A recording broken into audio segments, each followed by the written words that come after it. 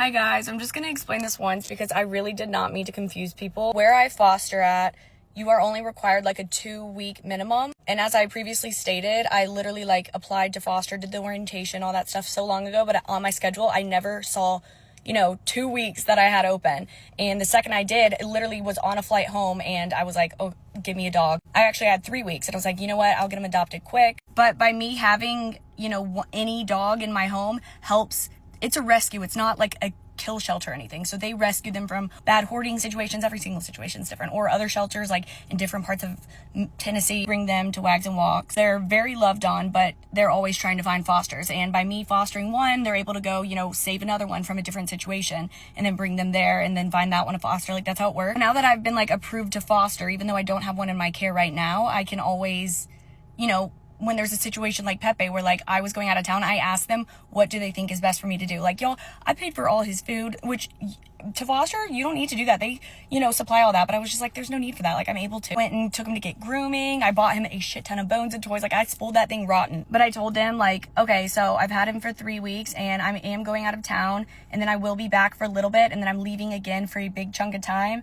What is your suggestion on, do I get a sitter? Do I take him somewhere, blah, blah, blah? Because I know that's the whole reason I don't own a dog myself is because I'm traveling all the time. Walt also travels. Walt leaves every single weekend during football season, so he's not able to watch it. Also, it's not his responsibility. I never asked Walt to, take care of this dog, but he's not even home either. So they said, oh, don't worry about it. We have other fosters lined up.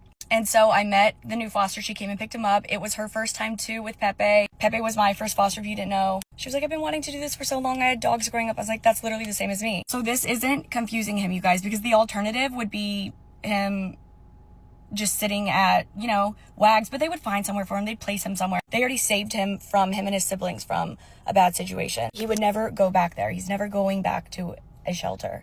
We're just always trying to keep him, whoever can keep him, until he's able to find a forever home. And I didn't mean to post that first video and leave ghost y'all, but if you didn't notice, I posted that on my way to the airport and then I was MIA the whole weekend. I literally wasn't on my phone on socials because I was in Utah and when I'm places, I'm not on my phone. So I was planning on, I pre-filmed the other vlog and I was planning on editing it and posting it, but I just in real time, you guys, I'm living in the moment. I literally don't stop to edit. So I just now posted it. So I think that's why it's confusing people. They're like, wait, I thought you said this and this. Why would you just now tell us? Why were you not answering? I'm like, holy shit, I literally wasn't even on my phone. Oh my God. I forget how invested people are, but I appreciate it, especially when it comes to Pepe. But I couldn't even imagine having children because this is just my foster. And I'm I thought showing him would help him get adopted, but it's just really opened a can of worms into people, a new side of people I don't even want to be around.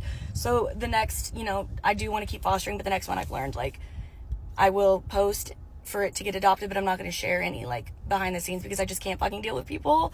It's, actually insane.